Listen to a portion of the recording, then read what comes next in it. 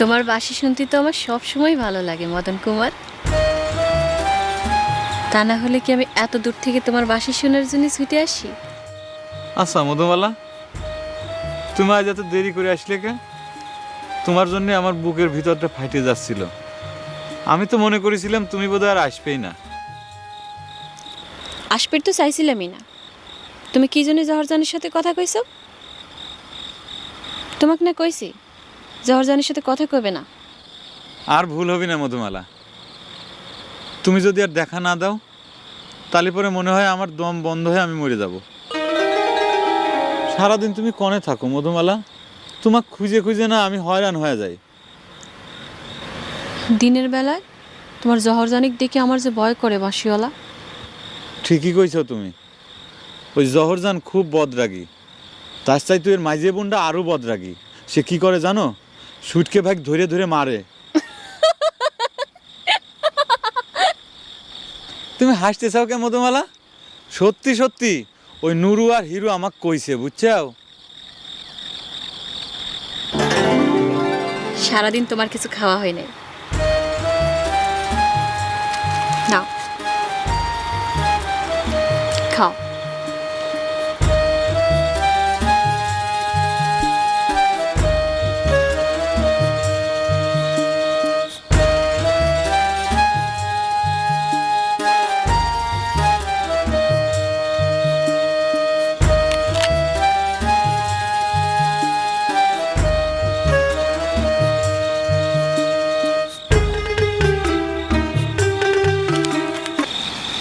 বাঁশির বাজনা তো বন্ধ হয়ে গেল। এসব সিটার বাটপাড়ার জন্য ঘুম হারাম করার কোনো লাভ নেই সুটকা ভাই। ঘুম তো আর আন্তনের জন্য কামাই করতেছি না রে হিরো, যা করতেছি বউশালীর মন রক্ষা করার জন্যে। হয়, আপনার বউ তো আবার মিলিটারি মেজাজ, হ্যার মন রক্ষা করিয়া না চললে তো আপনার জীবন রক্ষা হইবে না। টিটকারি মারা কথা করছো করে নুরু? টিটকারি করলাম কই সুটকা সাহেব? আমি তো আপনার মহা সম্মান দিয়ে কথা কইতে আছি। দেখিস হিরো, আপনি আপনি করে করছে, এটা কি টিটকারি মেরে কথা কনা ক? কে নুরু, তুই সুটকা ভাই টিটকারি দিয়ে কথা কইছু কে? বেড়া একটা কথাও কবি না। দলের মধ্যে ঘোষণা হয়েছে যে হ্যাঁ রে সম্মান দিয়ে কথা না হইলে দলে থাউন যাইবে না, আর সম্মান দিতে আছি। আপনি করে না করলে তো জানও চলে দিতে পারে ভাই। হ্যাঁ ছাড়া এইসব সম্মানী মানুষ যেভাবে বোর্ড ধরে যাই নালিশ করে, হ্যাঁ আপনি না কইয়ে উপায় আছে ভাই?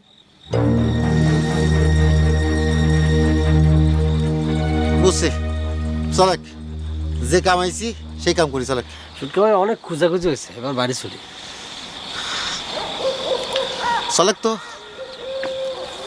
কিরম লাগলো? তোর গানের গলা অবশ্য খারাপ না, এই কথাটা ঠিক। আপনি মনে করেন যে ব্যান্ডেতে ঠান্ডায় গলাখান ডাউন হয়ে গেছে? কাল যখন গাইছিলাম আরো সুন্দর হয়েছিল। তা হঠাৎ আমাকে তোমার গান শুনানির হাউস হইলে কে? হ্যাঁ, এর মিঠু ভাই আন্নারে হুনানের লাইনও গান শুনলে মানুষ মন ভালো হয়ে যায়, এলে কাবারি।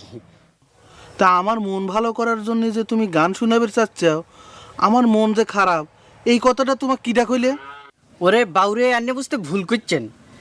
আন্নের কাছে মনে করেন যে পরীক্ষা দিয়ে হালাইলাম, আসল গান হানে হয়তো অন্য হানে। দোয়া করেন যেন বেসুরা না হয়ে যায়। আমার টিটকারি মারল, তুমি নাকি তাক দল থেকে বার করে দিবার চাও, জানে মারে ফেলা দিবার চাও। তুমি কি এমন দরের মানুষ হয়ে গেছো কত? তোমাকে যে ডাকে সেই খালি অপমান করে, আর মানুষের কাছে অপমান হয়ে আসে যে বইয়ের সাথে ম্যান ম্যান ম্যান ম্যান করে এরকম করে কথা কয়, তোমার একটু শরম করে না?